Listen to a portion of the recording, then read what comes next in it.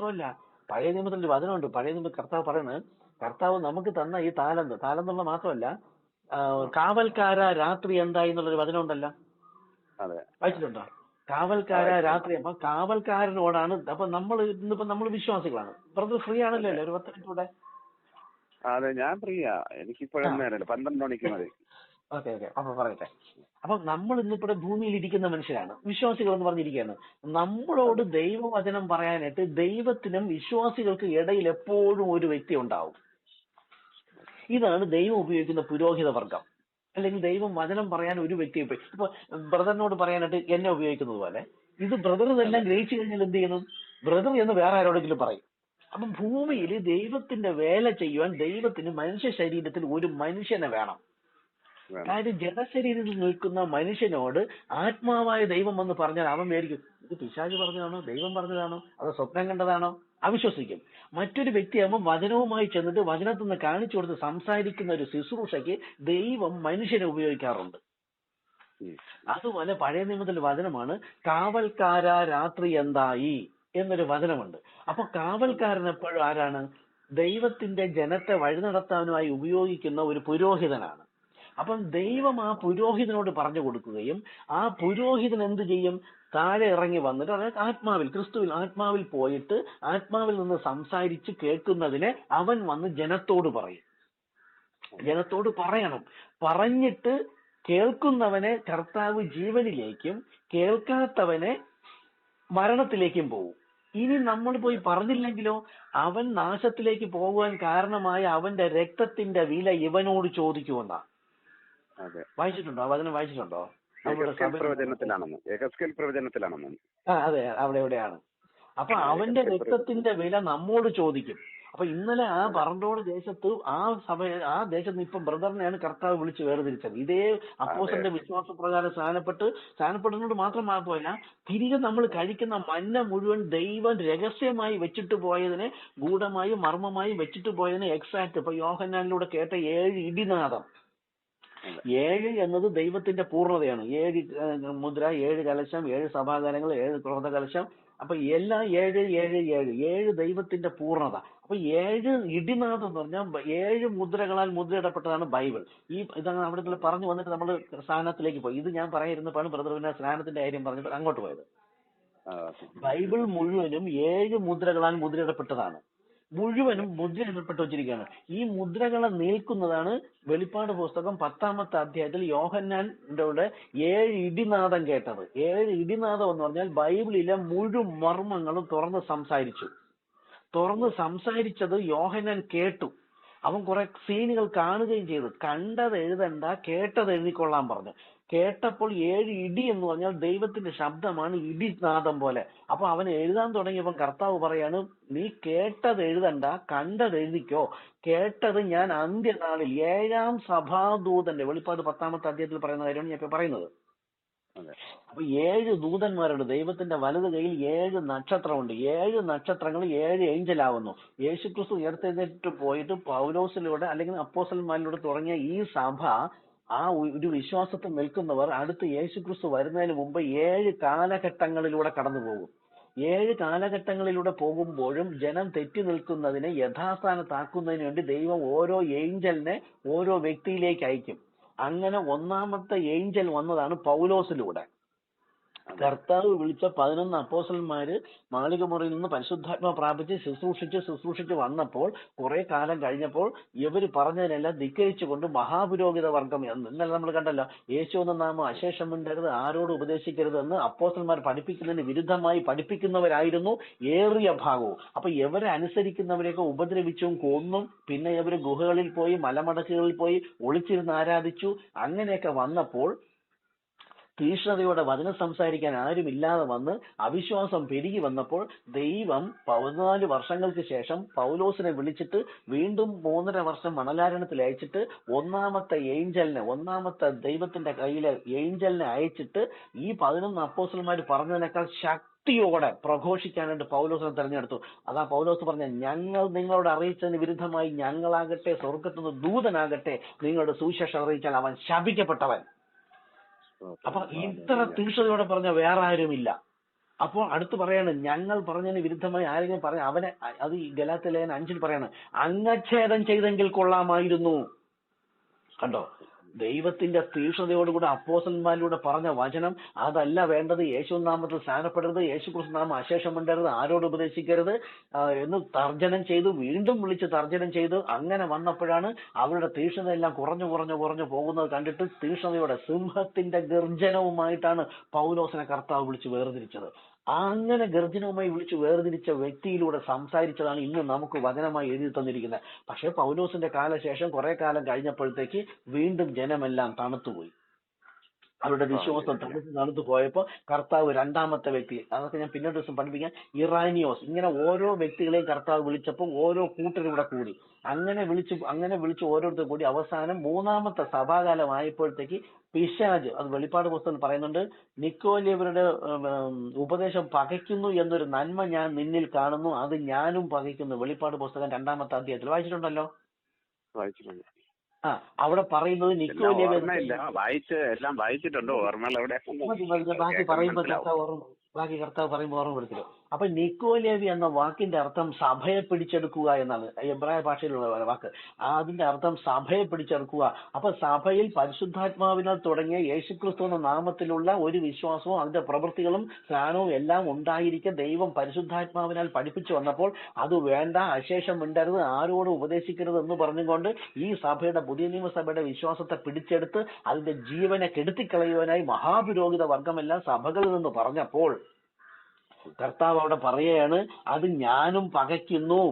അപ്പൊ ഒന്നാമത്തെ സഭാകാലത്തിൽ പറഞ്ഞു. രണ്ടാമത്തെ സഭാകാലമായപ്പോ അവിടെ പറയുന്നത് എന്താണ്? അവൻ സാത്താന്റെ പള്ളി. അപ്പോൾ ഈ ദൈവത്തിന്റെ പരിശുദ്ധാത്മാവിനാൽ നൽകിയ വചനത്തിന് വിരുദ്ധമായിട്ട് ഒരു സഭ ഇവിടെ തുടങ്ങിക്കഴിഞ്ഞു. അതാണ് കത്തോലിക്ക സഭ. അപ്പോസ്തല പ്രവൃത്തിയിൽ ദൈവം പറഞ്ഞതിന് വിരുദ്ധമായിട്ട് പിശാചിനാൽ തുടങ്ങിയ ഒരു സഭയാണ് കത്തോലിക്ക സഭ. അന്ന് നിക്യാ സുനഗദോസ് എന്നായിരുന്നു അവരുടെ പേര്, നിക്കോലേവിയ എന്നായിരുന്നു പേര്. പിന്നത്തേതിൽ അവർ നിക്യാ സുനഗദോസ് ആക്കി. വീണ്ടും AD 312, അതായത് പുതിയ നിയമസഭ തുടങ്ങി 312 വർഷങ്ങൾക്ക് ശേഷം അന്ന് പോപ്പ് എന്നല്ല, പോപ്പിന്റെ സ്ഥാനത്ത് അവർ വേറൊരു വ്യക്തിയെ നിയമിച്ചിട്ട് സഭയുടെ തലപ്പത്ത് അദ്ദേഹത്തെ കൊണ്ടുവന്ന് ഒരു കിരീടവും അണിയിച്ച് ഒരു സിംഹാസനവും കൊടുത്ത് അവിടെ ഇരുത്തി കത്തോലിക്ക സഭ തുടങ്ങുന്നത് 3-ാമത്തെ സഭാകാലത്തിലാണ്. അന്ന് കർത്താവ് മാർട്ടിൻ എന്നൊരു വ്യക്തിയെ, സാധാരണ ഒരു മനുഷ്യനാണ്, ഈ ഭൂമിയിൽ ജീവിച്ച മാർട്ടിൻ എന്ന് പറഞ്ഞ വ്യക്തിയിലേക്ക് ദൈവത്തിന്റെ ആത്മാവ് വന്നിട്ട് അയാളിലൂടെയാണ് സംസാരിച്ചത്. കത്തോലിക്ക സഭയുടെ വിശ്വാസങ്ങൾ തെറ്റാണെന്ന് പറഞ്ഞ് 95 സിദ്ധാന്തങ്ങൾ എഴുതി അവരുടെ കഥയിൽ തന്നെ ആണിയടിച്ച് ഉറപ്പിച്ചിട്ട് അവൻ ജനത്തെ വിളിച്ച് പുറത്തേക്ക് കൊണ്ടുവന്നു. അപ്പോൾ എല്ലാ കാലത്തും തെറ്റി നിൽക്കുന്നതിൽ നിന്ന് യഥാർത്ഥ വിശ്വാസത്തിലേക്ക് പുറത്തേക്ക് കൊണ്ടുവരാൻ ദൈവം ചിലരെ ഉപയോഗിക്കും. അങ്ങനെ വിളിച്ചു കൂട്ടി പുറത്തേക്ക് കൊണ്ടുവന്ന കൂട്ടരാണ് മർത്തോമ സഭ. കത്തോലിക്ക സഭ ധൂപം കാണിക്കുന്നുണ്ട്, അതിന്റെ ഏറിയ കുറച്ച് ഭാഗങ്ങൾ മർത്തോമ സഭ എടുത്തിട്ടുണ്ട്. ധൂപം മർത്തോമ സഭയിലും കാണിക്കുന്നു.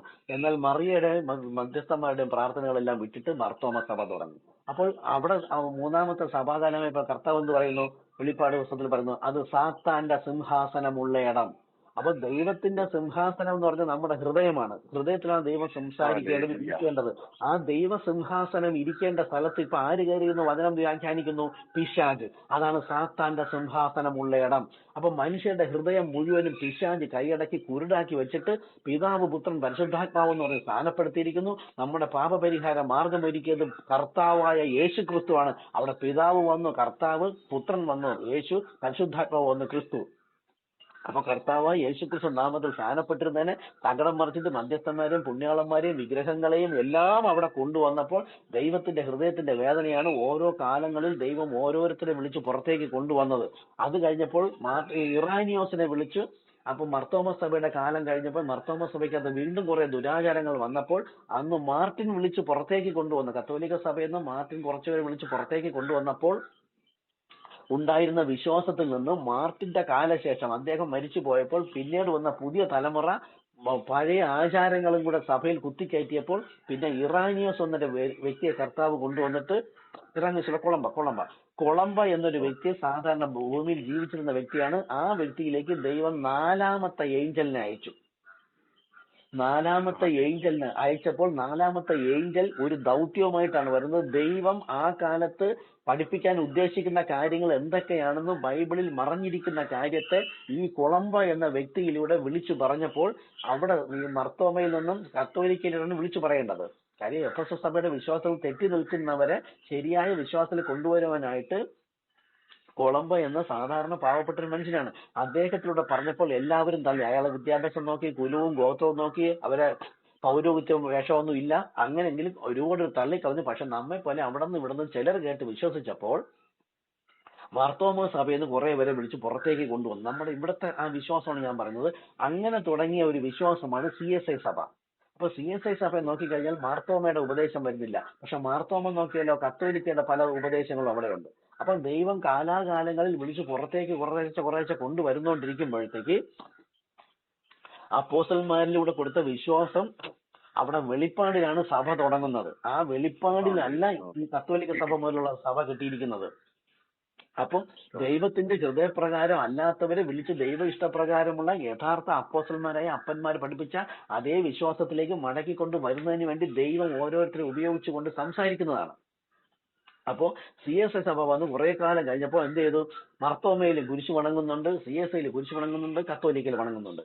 അപ്പൊ CSI ധൂപം കാണിക്കലില്ല, മറ്റേ മധ്യസ്ഥന്മാരുടെ പ്രാർത്ഥന കുറച്ച് കുറഞ്ഞിട്ടുണ്ട്, മർത്തോമയിൽ കുറഞ്ഞു. അപ്പൊ കത്തോലിക്ക സഭയാണ് മഹാവേശ്യ എന്ന് ബൈബിളിൽ പറയുന്ന മഹാവേശ്യയായ സഭ. വേശ്യ എന്ന് പറഞ്ഞാൽ ക്രിസ്തു പുരോഹിതനെന്ന് അവർ പറയുകയും എന്നാൽ പിശാചിന്റെ ഉപദേശം കേൾക്കുന്നു. അപ്പൊ പിശാചി എന്ന ഒരു പുരുഷനും ക്രിസ്തു എന്ന പുരുഷനും രണ്ട് ഭർത്താവുള്ളവളായി കണ്ടിട്ട് അങ്ങനെ വിശ്വസിക്കുന്നവരെ മഹാവേശ്യ എന്നാണ് പറയുന്നത്. അതായത് ഒരു ഭർത്താവല്ല, രണ്ട് ഭർത്താവുണ്ട്, അതാണ് അവിടെ പറയുന്ന മഹാവേശ്യ.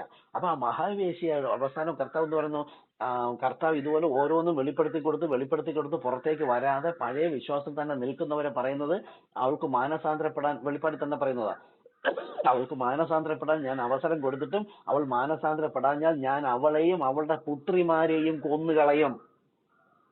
അതായത് കത്തോലിക്ക മുതൽ പെന്തക്കോസ്ത് വരെ ഇരിക്കുന്നവർ ചെയ്യുന്ന സ്നാനമൊന്നും അപ്പോസ്തലന്മാർ ചെയ്ത സ്നാനമോ വിശ്വാസമോ അതിന്റെ പ്രവൃത്തികളോ അല്ല. അപ്പോൾ ഈ സഭകളിലെല്ലാം ഇരിക്കുമ്പോൾ ഇന്ന് ലാസ്റ്റിൽ വെളിപ്പെട്ട് കഴിഞ്ഞാൽ 7ാം സഭയിലാണ് കളപ്പുരയിലേക്ക് ശേഖരിക്കേണ്ടത്. നമ്മൾ ചെന്ന് അവരോട് പറയുന്നത് ഗോതമ്പിനെ കളപ്പുരയിൽ ശേഖരിക്കുവാനും അപ്പോസ്തലന്മാരായ അപ്പന്മാരുടെ വിശ്വാസത്തിലേക്കും ആ പ്രവൃത്തിയിലേക്കും മടങ്ങിപ്പോകണമെന്ന ദൈവ ഇഷ്ടമാണ് നമ്മൾ വിളിച്ച് പറഞ്ഞുകൊണ്ടിരിക്കുന്നത്. അങ്ങനെ 4ാമത്തെ സഭാകാലത്ത് കൊളംബോ എന്ന വ്യക്തിയിലൂടെ വിളിച്ച് പുറത്തേക്ക് കൊണ്ടുവന്ന് ആ കൊളംബോയുടെ കാലശേഷം കൂടിയ കൂട്ടമാണ് CSI. പക്ഷെ ഇന്ന് CSI ഇരുന്നിട്ട് കാര്യമില്ല. ദൈവം ഓരോ വ്യക്തികളെ വിളിച്ച് ഓരോ കാലത്ത് പുറത്തേക്ക് വിളിച്ചുകൊണ്ട് വരുമ്പോൾ ഓരോ കാലത്തും ദൈവം എന്ത് സംസാരിക്കുന്നുവോ ആ വെളിപ്പാടിനോടുകൂടെ നിൽക്കേണ്ടുന്നവർ എവിടെ ഇരിക്കുന്നു? മുൻപുള്ള സഭകളിൽ ഇരിക്കുകയാണ്. ആ സഭകളിലേക്ക് വിളിച്ചു പറയുമ്പോഴും അവിടെ ഇരിക്കുന്നതിൽ വിശ്വസിക്കുന്നവർ മാത്രമേ പുറത്തേക്ക് വരികയുള്ളൂ. അപ്പൊ CSIയിലേക്ക് വന്നത് ആരൊക്കെ വന്നു? മാർത്തോമയിൽ നിന്നും കത്തോലിക്കയിലുള്ള ഒരു CSIയിലേക്ക് വന്നു.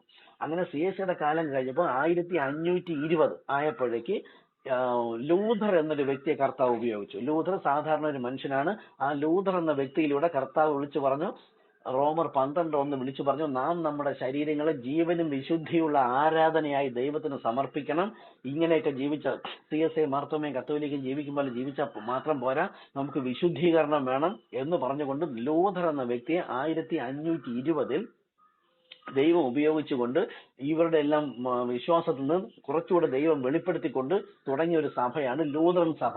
ആ ലൂഥറൻ സഭയ്ക്കകത്ത് എന്തുണ്ട്? വിശുദ്ധീകരണം. അവര് കത്തോലിക്ക മാർത്തോമ CSI പോലെയല്ല, ഭയങ്കര വിശുദ്ധിയോടുകൂടി ആരാധിച്ചു. പക്ഷെ ആ കാലത്തും ദൈവം പരിശുദ്ധാത്മാവിനെ നൽകിയില്ല.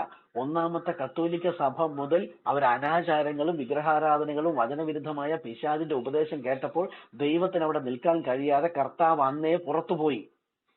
അപ്പോൾ 1ാമത്തെ എഫെസോസ് സഭയിൽ കൊടുത്തിരുന്ന വിശ്വാസവും പ്രത്യാശയും കൈവെപ്പും കൂട്ടായ്മയും അപ്പം നുറുക്കലും സ്നാനവും എല്ലാം അവിടെ നിലച്ചുപോയി. ഇതിലേക്ക് തിരികെ കർത്താവ് സ്റ്റെപ്പായിട്ട് കുറേശ്ശെ വളർത്തിക്കൊണ്ടുവരികയാണ്. അപ്പം കത്തോലിക്കയുടെ സമയത്ത് കത്തോലിക്ക സഭയുടെ കാലത്ത് ഒന്നുമില്ല, നീതീകരണമില്ല, വിശുദ്ധീകരണമില്ല, പരിശുദ്ധാത്മാഭിഷേകമില്ല, വെളിപ്പാടില്ല. ഒന്നുമില്ലാത്ത സഭയിൽ നിന്ന് CSI മാർത്തോമയും വിളിച്ച് പുറത്തേക്ക് കൊണ്ടുവന്നപ്പോൾ കർത്താവ് അവർക്ക് നീതീകരണം കൊടുത്തു. റോമർ 5:1 പറയുന്നു, നീതിമാൻ വിശ്വാസത്താൽ ജീവിച്ചിട്ട് നമുക്ക് ദൈവത്തോട് സമാധാനമുണ്ട്. അങ്ങനെ CSIയിലും മാർത്തോമയിലും ഇരിക്കുന്നവർക്ക് വെറും നീതീകരണം മാത്രമേ ഉള്ളൂ.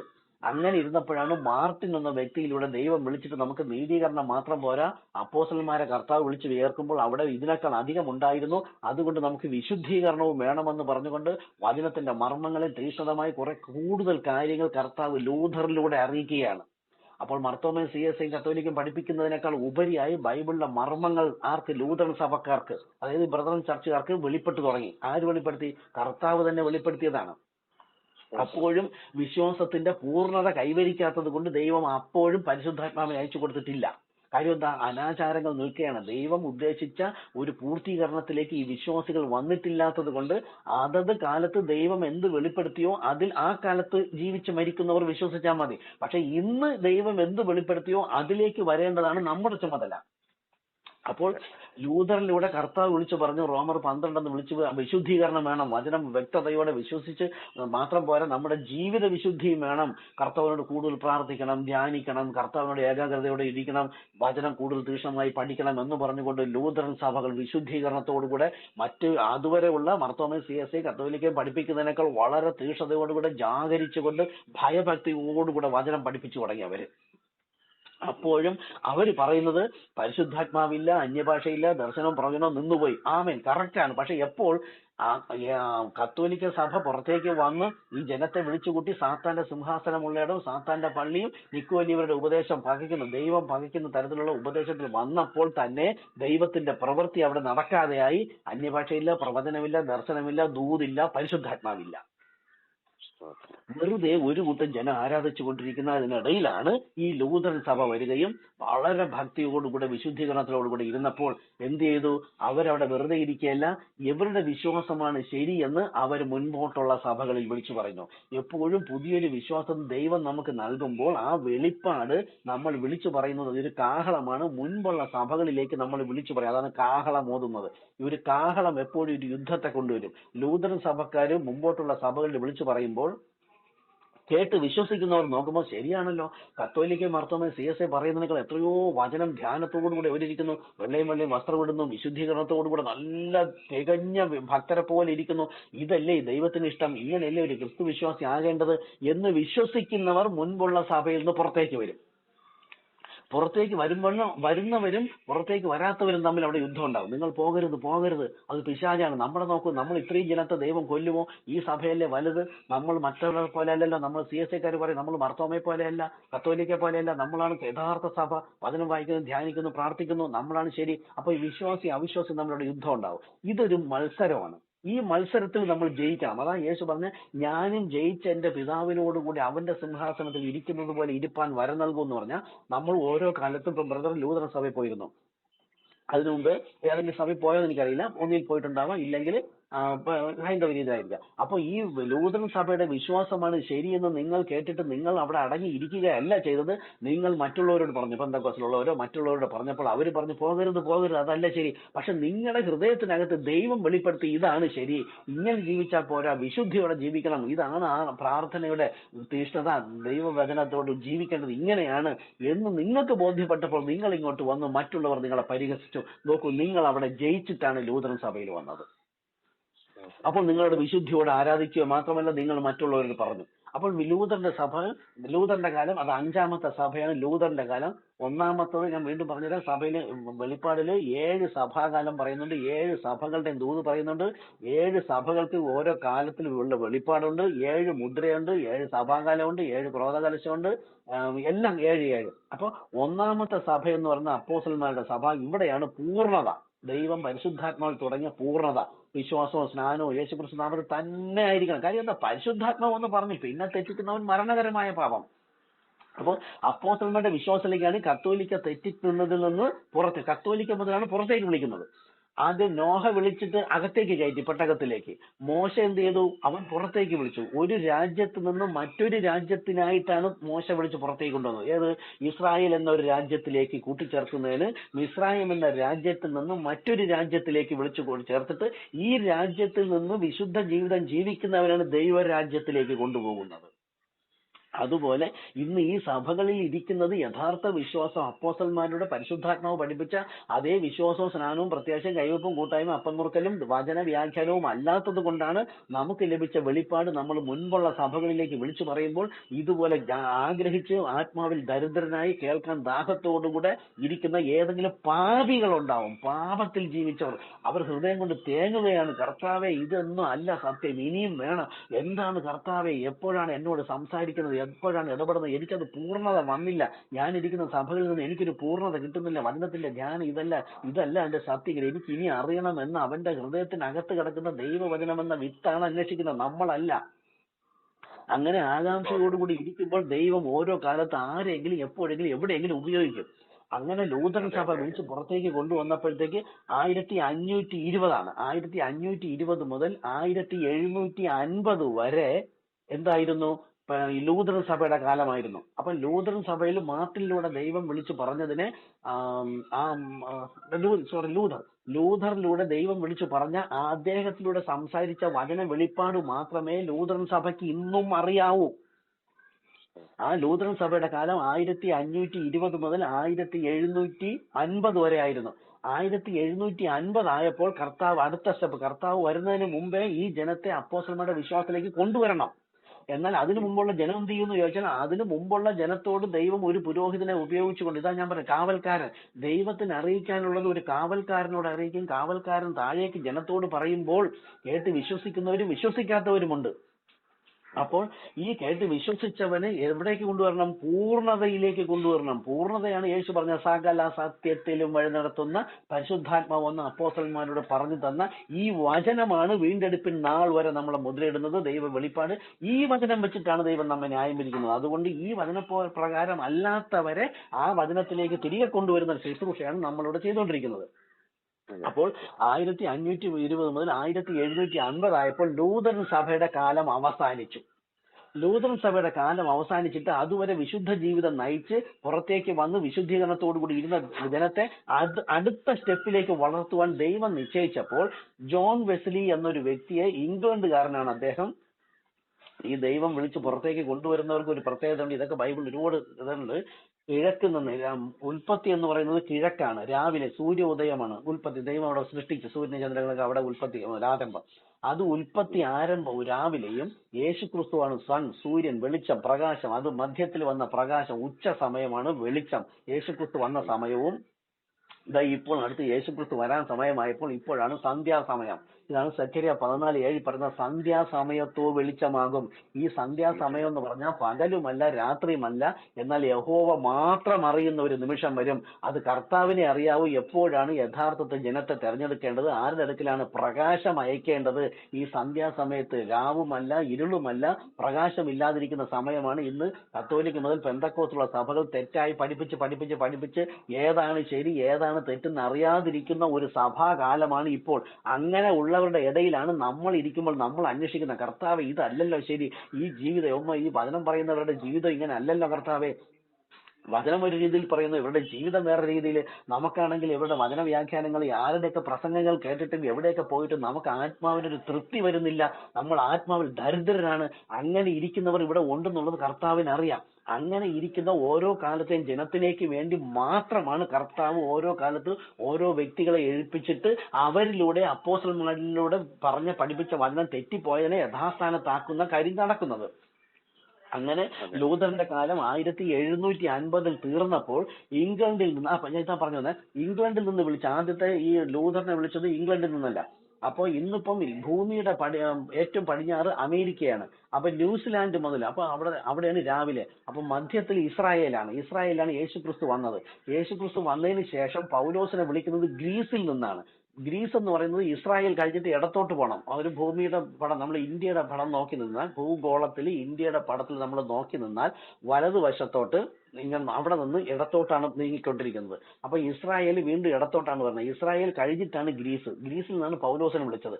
വീണ്ടും അങ്ങോട്ട് ഇടത്തോട്ട് പോകുമ്പോൾ നമ്മൾ പടിഞ്ഞാറേക്ക് പോയിക്കൊണ്ടിരിക്കുകയാണ്. അതാണ് പടിഞ്ഞാറാണ് സന്ധ്യാസമയമായപ്പോൾ അപ്പൊ ഞാൻ പറയാം. അപ്പൊ പെന്തക്കോസ്തിന് ലൂഥറൻ സഭയുടെ കാലത്ത് ലൂഥറിനെ വിളിക്കുമ്പോഴത്തേക്ക് വീണ്ടും ഇസ്രായേലിന് ഇടത്തോട്ടാണ് സഞ്ചരിച്ചുകൊണ്ടേയിരിക്കുന്നത്. ഓരോ വ്യക്തികൾ ദൈവം വിളിക്കുന്നതാണ്. നമുക്ക് ഒരു മനുഷ്യൻ ഇങ്ങോട്ട് എഴുച്ചു വന്നിട്ട് ഇതാണ് ശരിയെന്ന് പറയുന്നതല്ല. ഇതിനെല്ലാം ദൈവത്തിന്റെ വചന അടിസ്ഥാനമുണ്ട്. ഓരോ വചനവും പച്ചപ്പുഴു വിട്ടിൽ തുള്ളൻ വെട്ടുക്കിളി ഇത് തിന്നതിനെല്ലാം ഞാൻ അന്ത്യനാളിൽ മടക്കി തരുമെന്ന് പറഞ്ഞത് കത്തോലിക്ക മുതൽ പെന്തക്കോസ്ത് വരെ ഉള്ളവരും തിന്ന് തീർത്തതിനെ ഇന്ന് അന്ത്യനാളിൽ കർത്താവ് എല്ലാം മടക്കി തരികയാണ് അപ്പോസ്തലന്മാരുടെ വിശ്വാസത്തിലേക്ക് മടങ്ങി പോകാനായിട്ട്. അപ്പോൾ കത്തോലിക്ക CSI മാർത്തോമയിലെ കർത്താവ് നീതീകരണം നൽകി. ലൂഥറിനെ വിളിച്ച് പുറത്തേക്ക് കൊണ്ടുവന്നപ്പോൾ വിശുദ്ധീകരണം നൽകി. അങ്ങനെ നീതീകരണവും വിശുദ്ധീകരണം ലഭിച്ചവൻ അതിനെ കളയാതെ അതിൽ തന്നെ നിലനിൽക്കുമ്പോൾ അടുത്ത് കർത്താവ് എന്ത് പറഞ്ഞു? പരിശുദ്ധാത്മാഭിഷേകം അയച്ചു കൊടുക്കുകയാണ്. അപ്പൊ നീതീകരണമായി, വിശുദ്ധീകരണമായി, പരിശുദ്ധാത്മാഭിഷേകം. വെളിപ്പാടല്ല, വെളിപ്പാട് പിന്നീടാ. അപ്പൊ പെന്തക്കോസ് കാലമായപ്പോൾ ലൂഥറൻ സഭ വരെ ഇരുന്ന ജനത്തോട് ജോൺ വെസ്ലി എന്നൊരു വ്യക്തി ഇംഗ്ലണ്ടിൽ നിന്ന് ഒരു പട്ടാളക്കാരനായിരുന്ന ജോൺ വെസ്ലി എന്നൊരു വ്യക്തിയെ ദൈവം, സാധാരണ ഒരു വ്യക്തി, അയാൾക്ക് 55-60 വയസ്സുള്ളപ്പോഴാണ് ദൈവം അദ്ദേഹത്തെ വിളിക്കുന്നത്. സാധാരണ ജീവിതം നയിച്ച ഒരു മനുഷ്യനാണ്. ആ വ്യക്തിയിലൂടെ ദൈവം വിളിച്ച് പറഞ്ഞു കൊടുത്തു, നീ ജനത്തെ വഴി നടത്തണം, സ്നാനം മുങ്ങിയാണ് ചെയ്യേണ്ടത്, അപ്പോൾ തന്നെ ദൈവത്തിന്റെ വചനമെല്ലാം വെളിപ്പെടുത്തി കൊടുക്കണം, അപ്പൊ അവർക്ക് പരിശുദ്ധാത്മ അഭിഷേകം വേണം, അതുകൊണ്ട് നീ അവരുടെ ജനത്തോട് സംസാരിക്കണമെന്ന് ദൈവം ആ വിവരവും വിദ്യാഭ്യാസവും ഇല്ലാത്ത, ഒരു യോഗ്യത ഇല്ലാത്ത ജനത്തെ, അന്ന് മഹാപുരോഹിതന്മാരുള്ളപ്പം ദൈവം അവരെയൊന്നും ഉപയോഗിച്ചിട്ടില്ല. ഈ മനുഷ്യനെ വിളിച്ചിട്ട് പറഞ്ഞു, നീ ജനത്തോട് പറയണമെന്ന് പറഞ്ഞുകൊണ്ട് 1750 ജോൺ വെസ്ലി എന്നൊരു വ്യക്തിയിലൂടെയാണ് കർത്താവ് പുറത്തേക്ക് വിളിച്ചിട്ട് അവർക്ക് പരിശുദ്ധാത്മാഭിഷേകം അയച്ചു കൊടുക്കുന്നത്. അങ്ങനെ അദ്ദേഹം വിളിച്ചു പറഞ്ഞപ്പോഴത്തേക്ക് ലൂഥറൻ സഭയിലും വിളിച്ചു പറയണം, CSIയിൽ വിളിച്ചു പറയണം, മർത്തോമയിൽ വിളിച്ചു പറയണം, കത്തോലിക്കയിൽ വിളിച്ചു പറയണം. കാര്യം എന്താ? അവിടെ പൂർണ്ണതയല്ല, അടുത്തത് വിശുദ്ധീകരണം കഴിഞ്ഞപ്പോൾ അടുത്ത് പരിശുദ്ധാത്മാഭിഷേകം അയച്ചു കൊടുക്കുകയാണ്.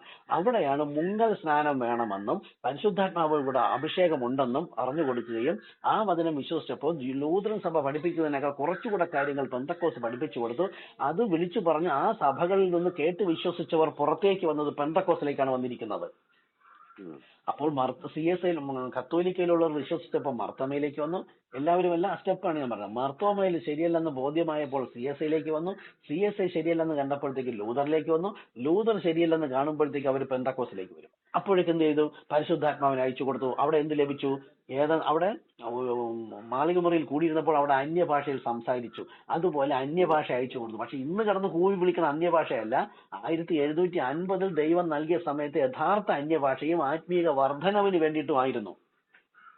ഓരോ കാലത്തും ദൈവം ജനത്തെ വിളിച്ച് പുറത്തേക്ക് കൊണ്ടുവരുവാനായി ദൈവം ഉപയോഗിക്കുന്ന ആ മനുഷ്യന്റെ കാലശേഷം നയിക്കുവാൻ ആരുമില്ലാതെ വരുമ്പോൾ ഈ മനുഷ്യരിൽ പിശാച് കടന്നിട്ട് ഇവരിൽ ആരെങ്കിലും തന്നെ കുറെ ജ്ഞാനം വർദ്ധിച്ചിട്ട് കുറെ കൂടെ കാര്യങ്ങൾ പഠിപ്പിച്ചുകൊണ്ട് ജനത്തെ തെറ്റിക്കും. പിന്നെ അവിടെ ദൈവത്തിന് പ്രവർത്തിക്കാൻ കഴിയില്ല.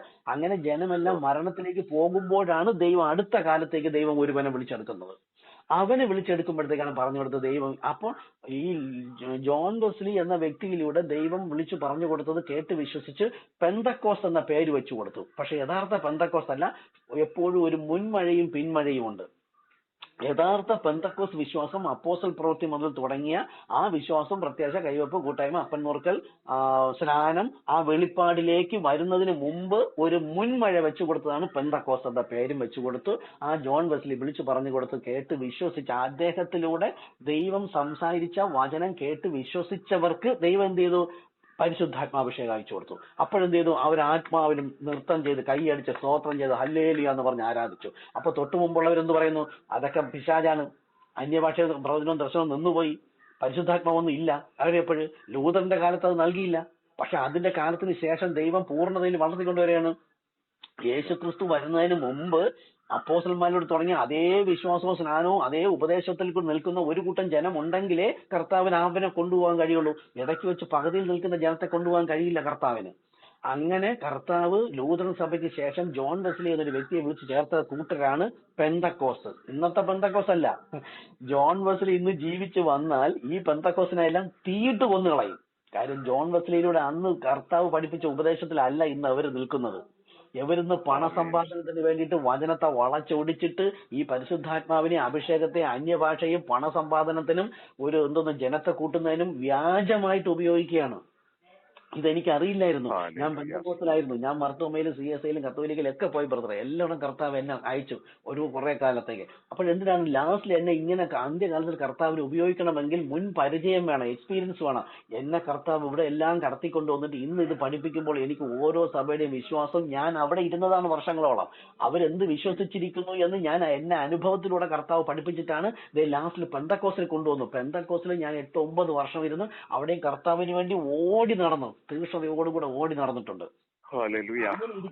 അങ്ങനെ ഇരിക്കുന്ന സമയത്ത് ഒരു സഭയിൽ അടങ്ങിയിരുന്നിട്ടില്ല. ഓരോ സഭകളിലും, കത്തോലിക്കയിലും മർത്തോമയിലും CSIയിലും ഇവിടെ പെന്തക്കോസ്തിലും ഒരിടത്തും അടങ്ങിയിരിക്കാൻ കർത്താവ് അനുവദിച്ചിട്ടില്ല. പോട്ടെ. അപ്പൊ അങ്ങനെ പെന്തക്കോസ്തിൽ വിശ്വസിച്ച് ഒരു കൂട്ടർ ലൂതർ സഭയിൽ അറിയിക്കും. അപ്പൊ ഓരോ വെളിപ്പാടും ലഭിക്കുമ്പോൾ എപ്പോൾ പറയണം?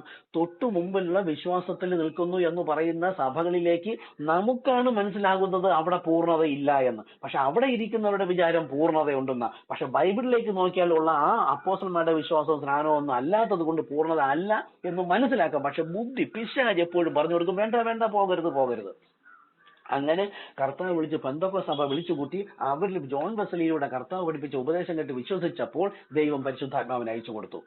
ആ പരിശുദ്ധാത്മാവുമായി ഇന്ന് പെന്തക്കോസ്ത് സഭ, അന്നത്തെ പെന്തക്കോസ്ത് സഭ നിൽക്കുമ്പോൾ അവരുടെ ഉപദേശം ലൂതറിലേക്ക് പറയണം, CSIയിലേക്ക് പറയണം, മർത്തോമയിലേക്ക് പറയണം, കത്തോലിക്കയിലേക്ക് പറയണം. ഇതിനിടയ്ക്ക് സാൽവേഷൻ ആർമിയുണ്ട്, മലങ്കര സഭയുണ്ട്, സീറോ മലബാർ സഭയുണ്ട്. ഇങ്ങനെ 100 കണക്കിന് സഭകളിൽപ്പുണ്ട്. യഹോവ സാക്ഷികളുണ്ട്, യേശുനാമ സഭകളുണ്ട്. ഇങ്ങനെ എല്ലാവരോടും വിളിച്ചു പറയണം. അങ്ങനെ കേട്ട് വിശ്വസിക്കുന്നവർ ഇവിടെ കൂടി പെന്തക്കോസ്തിലേക്ക്. ഇപ്പൊ എനിക്ക് 58 വയസ്സായി. എനിക്ക് നല്ലവണ്ണം അറിയാം, ഒരു 35-40 വർഷം കൊണ്ട് ഉപദേശിമാര് സൈക്കിളിൽ ഉരുട്ടി ഭാര്യയുമായിട്ട് പോയി ചൂട്ടും കത്തിച്ച് ഇങ്ങനെ രാത്രി വീടുകൾ തോറും പോയി സുവിശേഷം പറഞ്ഞ് പ്രാർത്ഥിച്ചിട്ട് വരുമായിരുന്നു. എളിയ മനുഷ്യരായിരുന്നു. അന്ന് അവർക്ക് ലഭിച്ച വിശ്വാസം അല്ല ഇന്നത്തെ ജനത്തിന്. അന്നത്തെ അവര് സ്വർഗത്ത് പോകും, ഉറപ്പാണ്. അന്ന് അവര് പോകും. കാര്യം അവരുടെ ജീവിതം അത്രോളം, ബ്രദർ പറഞ്ഞല്ലോ, വളരെ കഷ്ടതയിലൂടെയും ദാരിദ്ര്യത്തിലൂടെയും സഹിഷ്ണുതയിലൂടെയും ഇതൊക്കെ ഉണ്ടായിരുന്നിട്ടും പിന്നെ വന്ന് ജോലി ചെയ്ത് കഷ്ടപ്പെട്ട് വീണ്ടും കർത്താവിന് വേണ്ടി ഇറങ്ങിത്തിരിക്കുന്ന ഒരു കൂട്ടം പേരുണ്ടായിരുന്നു. അവര് പോയിട്ടുണ്ട്. ഇന്ന് ഈ ജനം പോവില്ല. അതേ വിശ്വാസം എന്ന് പറഞ്ഞിരിക്കുന്ന ഇവർ പോവില്ല. കാരണം എന്താ? ഞാൻ പറയാം, ഇതിന് ശേഷം ദൈവം വേറൊന്ന് വെളിപ്പെടുത്തി. അതാണ് ഞാൻ പറയാനായിട്ട് ബ്രദറിന്റെ അടുക്കൽ വന്നത്. ഓക്കെ. അപ്പൊ ഇന്ന് പെന്തക്കോസ്തിന് വിളിച്ചു കൂട്ടി പുറത്തേക്ക് വന്നപ്പോൾ ദൈവം അത് വിശ്വസിച്ചവർക്ക് മാത്രം പരിശുദ്ധാത്മാവിനെ അയച്ചു കൊടുത്തു. എന്നാൽ ഇന്ന് കത്തോലിക്ക സഭ നോക്കിയപ്പോൾ കത്തോലിക്കുന്ന അനേകം പേര് പെന്തക്കോസ്തിൽ പോകുന്നു, ലൂതർ സഭയിൽ നിന്ന് പോകുന്നു, CSI നിന്ന് മർത്തോമയിൽ നിന്ന് പോകുന്നു. അവരെന്ത് വിചാരിച്ചു? നമുക്ക് അവിടെ ചെന്നപ്പോൾ അവർ കൈയടിച്ച് ആത്മാവിൽ ആരാധിച്ചപ്പോൾ അവർക്ക് എന്തോ സന്തോഷം കിട്ടുന്നു, ഈ ജനം അങ്ങോട്ട് പോകാതിരിക്കാൻ വേണ്ടിയിട്ട് കത്തോലിക്ക സഭ അതൊന്ന് കരിസ്മാറ്റിക് എന്ന് പറഞ്ഞൊരു ആരാധന തുടങ്ങി. ഉച്ചയ്ക്ക് ശേഷം വെച്ചു കൊടുത്തു. നിങ്ങളും കൈയടിച്ചോ ആരാധിച്ചോ എന്ന് വെച്ചാൽ നീ വചനം കേട്ട് വിശ്വസിച്ച് അവിടെ പോകരുത്, നീ ഇവിടെ ഇരുന്ന് കൈയടിച്ച് ചത്തുപോ. അങ്ങനെ എല്ലാ സഭക്കാരും ഭയങ്കര കൈയടിച്ച് ആട്ടകാത്തവും ബഹളമോട്ട് കൂടി എല്ലാ സഭയും പോകുന്നു. പക്ഷെ അവിടെ ദൈവാത്മാവ് നിൽക്കില്ല. കാര്യം ദൈവം ദൈവത്തിന്റെ വലത് കയ്യിൽ ഓരോ ഏഞ്ചലിനെ അയച്ചിട്ട് ആ കാലത്തെ ജനത്തോട് എന്തറിയിക്കണമെന്ന് ദൈവം അറിയിക്കുന്നു. അവരാണ് കാവൽക്കാരൻ. ആ കാവൽക്കാരൻ പറയുമ്പോൾ കേട്ട് വിശ്വസിക്കാത്തവൻ അവന്റെ രക്തം അവനോടൊപ്പം നിൽക്കും. നമുക്ക് പറയാൻ ചാൻസ് ഉണ്ടായിട്ടും പോയി ചെന്ന് പറയാതെ ആ ജനം നശിച്ചു പോയാൽ അവന്റെ രക്തത്തിന്റെ വില ഈ കാവൽക്കാരനായ, അതായത് സുവിശേഷം കേട്ട് വിശ്വസിച്ച് നമ്മൾ പോയി പറയേണ്ട, നമ്മൾ പറയാതിരുന്നാൽ നമ്മളോട് ചോദിക്കും. അതാണ് നമ്മൾ പറഞ്ഞു തുടങ്ങിയത്. ഓക്കെ. അപ്പോൾ ഇപ്പൊ നിർത്താം. പെന്തക്കോസ്തിന്റെ കാലമായപ്പോൾ ദൈവത്തിന്റെ ആത്മാവിൽ സത്യത്തിൽ ആരാധിച്ചു തുടങ്ങിയപ്പോൾ ദൈവം നട്ട ഒരു വൃക്ഷമുണ്ടായിരുന്നു. അതവിടെ പൂത്ത് തളർത്തു. പക്ഷെ വിളവെടുപ്പാറായില്ല. വൃക്ഷം പൂത്ത് ഫലമിട്ടപ്പോൾ സന്തോഷത്തോടുകൂടെ കൈയടിച്ച് ആത്മാവിൽ നൃത്തത്തിൽ ആരാധിച്ചു. ദൈവം അവർക്ക് കൃത്യം അന്യഭാഷയ്ക്ക് അന്ന് നൽകിയിരുന്നു. ഇതിപ്പോ നോക്കൂ, 1750 തുടങ്ങിയതാണ് ഇന്നത്തെ പെന്തക്കോസ്ത് സഭ. അപ്പോൾ ഇന്ന് നോക്കൂ, സന്ധ്യാസമയമായിരിക്കുന്നു. പക്ഷെ 1750 തുടങ്ങി, ഞാൻ കൃത്യമായിട്ട് പിന്നീട് വർഷങ്ങളൊക്കെ പഠിപ്പിക്കാം, നമ്മൾ സഭയെ പഠിപ്പിക്കുന്നുണ്ട്. 1750 തുടങ്ങിയ പെന്തക്കോസ്ത് കാലം 1906 ആയപ്പോൾ പെന്തക്കോസ്ത് കാലം നിന്നു. ഇന്നത്തെ പെന്തക്കോസ്തുകാരൻ പെന്തക്കോസ്തിൽ ഇരുന്നിട്ട് കാര്യമില്ല, മർത്തോമക്കാരൻ മർത്തോമയിലോ ലൂതറൻകാരൻ ലൂതറിലോ ഇരുന്നിട്ട് കാര്യമില്ല. ഇതിപ്പം ബ്രദറിന് മനസ്സിലാവും. കാര്യം എന്താ? ബ്രദർ പെന്തക്കോസ്തിലും പോയിട്ടുണ്ട്, ലൂതറൻ സഭയിലും പോയിട്ടുണ്ട്. ഇന്നലെ വന്നപ്പോൾ അല്ലെങ്കിൽ കഴിഞ്ഞ ആഴ്ച നമ്മൾ തമ്മിൽ സംസാരിച്ചപ്പോൾ ഈ സഭകൾ പഠിപ്പിക്കുന്നതിനേക്കാൾ അപ്പോസ്തലന്മാരുടെ കുറെ കാര്യങ്ങൾ ബ്രദറിന് ഇപ്പോൾ വെളിപ്പെട്ടു. ദൈവം വെളിപ്പെടുത്തി തന്നപ്പോൾ മനസ്സിലായി, ഇനി ഞാൻ പെന്തക്കോസ്തിലോ ഞാനിനി ലൂതറൻ സഭയിലോ അല്ലെങ്കിൽ പഴയ വിശ്വാസത്തിൽ ഇരിക്കേണ്ടവരല്ല. ദൈവം വെളിപ്പെടുത്തി തന്നത് ബൈബിളിലുണ്ട്. ഈ വിശ്വാസവും ഈ സ്നാനവും ഈ ഉപദേശത്തിലാണ് നിൽക്കേണ്ടത്. അങ്ങനെ നിൽക്കുമ്പോഴാണ് പൂർണ്ണത വരുന്നത്. അപ്പോഴാണ് കർത്താവ് നമുക്ക് വെളിപ്പാട് നൽകുന്നത്. ഈ വെളിപ്പാടാണ് ദൈവം മറച്ചു വെച്ചിട്ട് പോയത്. അത് വെളിപ്പാട് എവിടെ? പെന്തക്കോസ്ത് സഭ വരെയും ദൈവം വെളിപ്പാട് നൽകിയിട്ടില്ല. ഇവർ ബുദ്ധിയിൽ പഠിപ്പിക്കുന്ന കാര്യങ്ങളാണ് ഞങ്ങൾ അതിന്റെ വെളിപ്പാടിൽ കാര്യങ്ങൾ പഠിപ്പിക്കുന്നത്.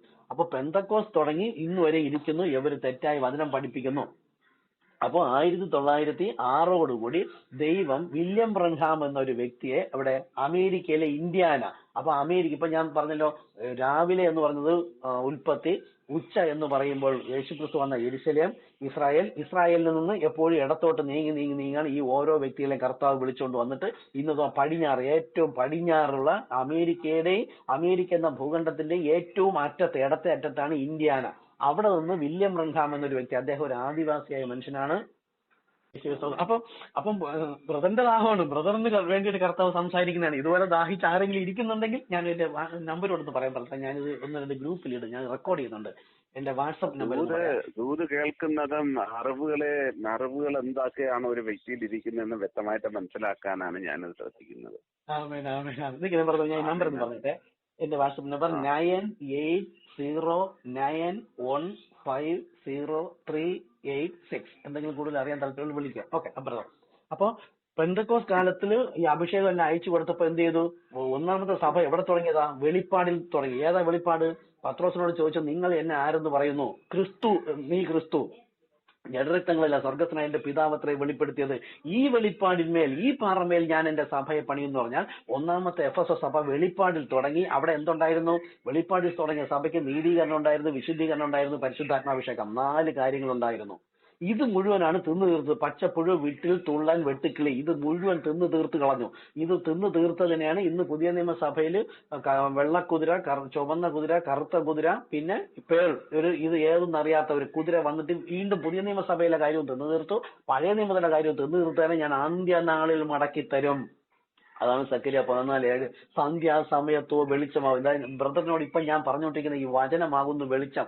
ഈ കത്തോലിക് മുതൽ പെന്തക്കോസ്തുള്ള സഭകൾക്കകത്ത് ഈ വെളിച്ചമല്ല അവർക്ക് കിട്ടുന്നത്. അവർ മങ്ങിയിരിക്കുകയാണ്. സത്യം ഏതെന്ന് അറിയാതെ ഇരിക്കുമ്പോൾ 1906 അമേരിക്കയിലെ ഇന്ത്യാനിൽ നിന്ന് വില്യം ബ്രൻഹാം എന്നൊരു വ്യക്തി, അദ്ദേഹം ഒരു ആദിവാസിയാണ്.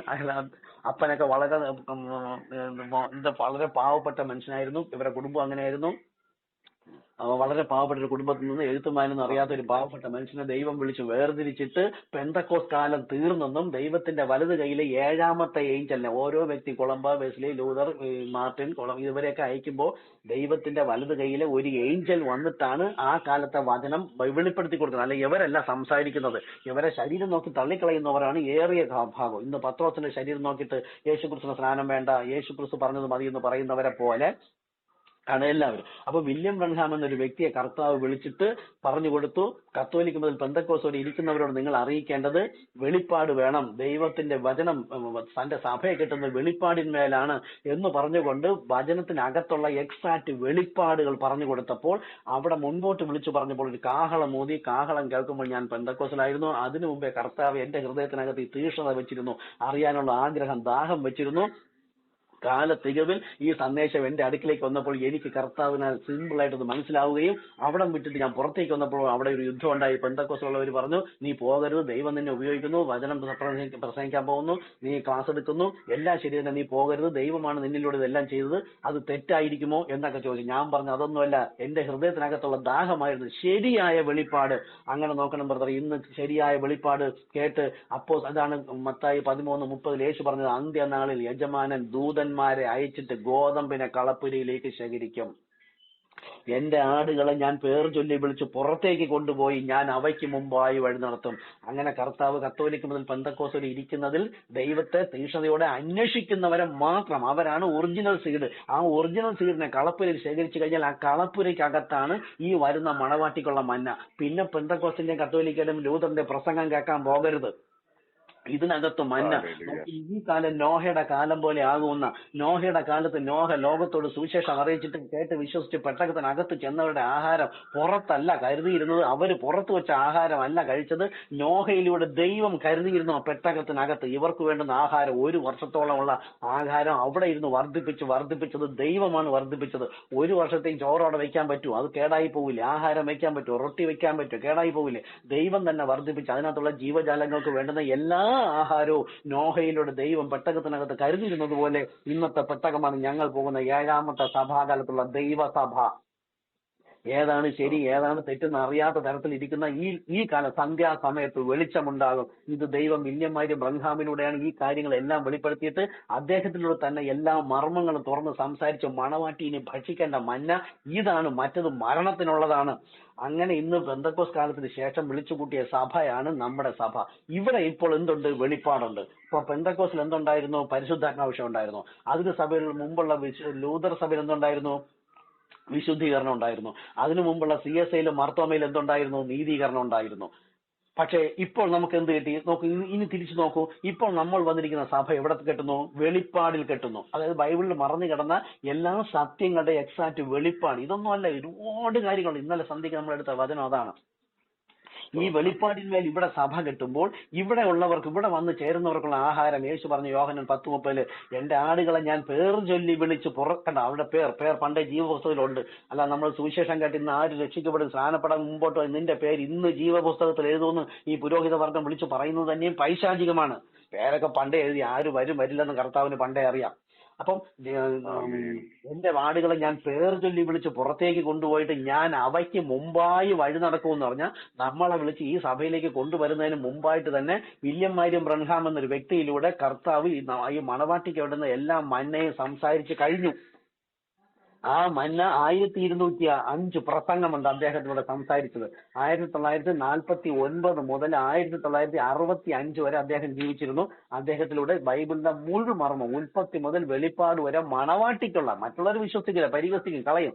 പക്ഷെ ഈ മണവാട്ടിക്കുള്ള മന്ന മുഴുവൻ സംസാരിച്ചു. നോഹയിലൂടെ ദൈവം കരുതിയിരുന്ന ആഹാരം എനിക്ക് വേണ്ട, ഞാൻ വേറെ കഴിക്കാന്ന് പറഞ്ഞ അതിനകത്തുള്ള അവരുടെ അവസ്ഥ ഒന്ന് ആലോചിച്ച് നോക്ക്.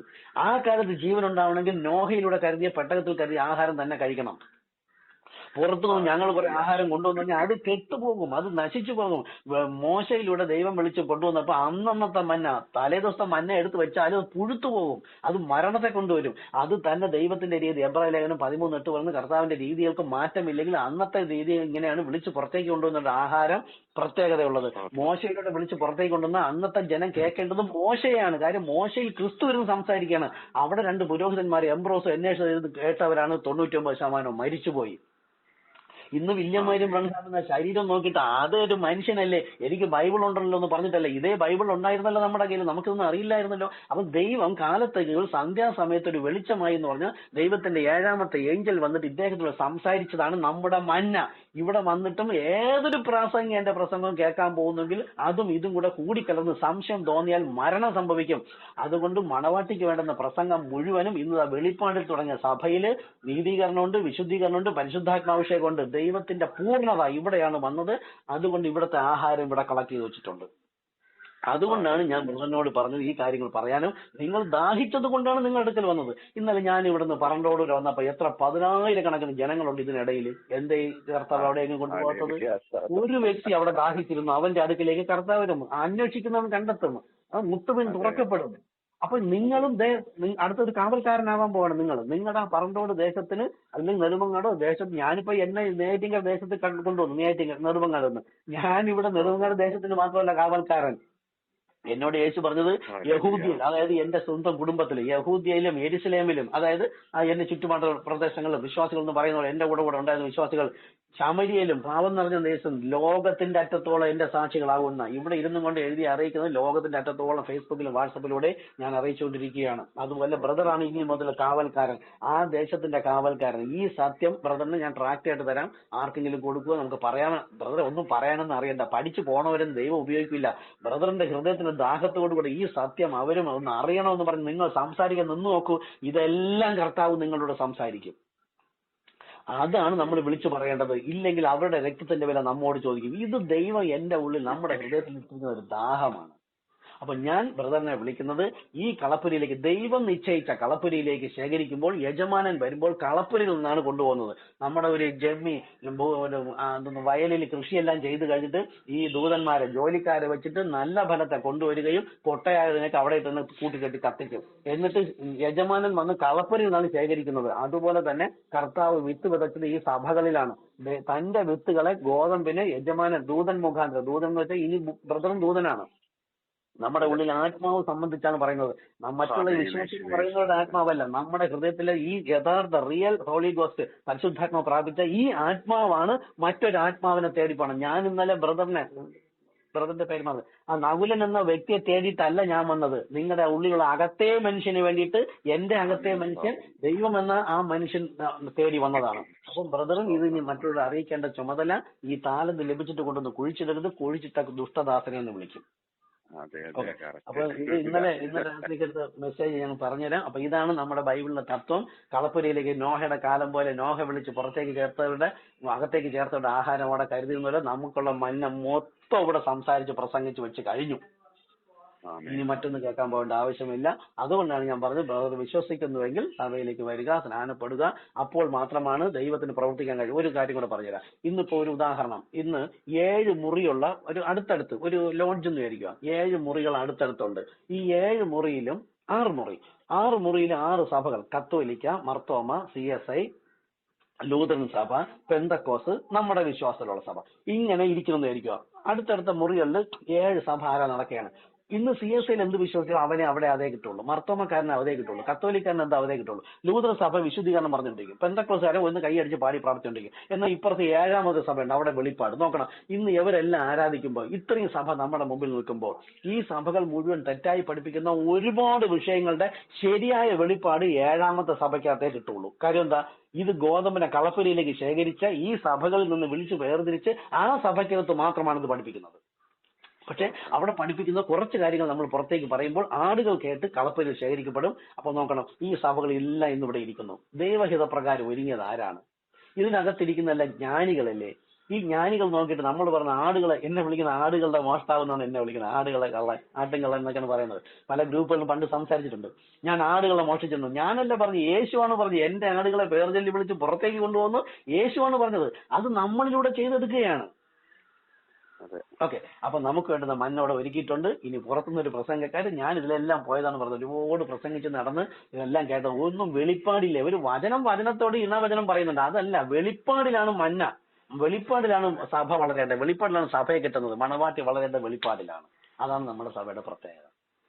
ഓക്കെ, കർത്താവ് വേറെ നല്ല യഥാർത്ഥത്തിൽ ഒരു അന്വേഷണം, അതായത് സത്യാന്വേഷണം എന്ന് പറയുന്നത് ശരിയായിട്ട് ദൈവത്തെ ആരാധിക്കുന്നവരും ആരാധനയിൽ കൂടെ ദൈവികമായ കാര്യങ്ങൾ വെളിപ്പെടുന്നവരോട് കൂടെ നിൽക്കണം എന്നുള്ള ഒരു ആഗ്രഹമാണ്. കാരണം